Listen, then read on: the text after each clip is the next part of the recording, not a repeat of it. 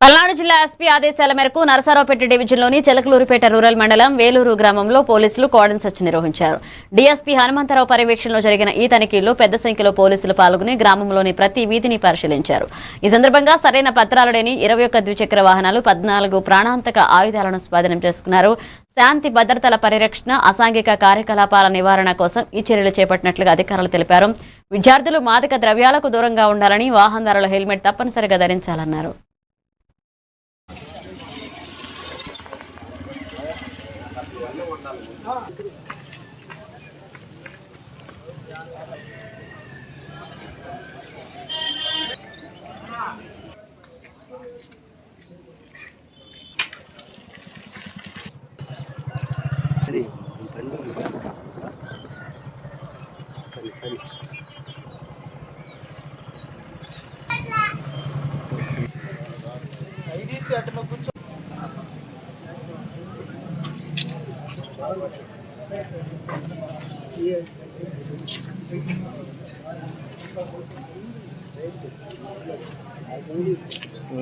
నమస్కారం. ఈరోజు పల్నాడు జిల్లా ఎస్పీ గారి ఉత్తర్వుల మేరకు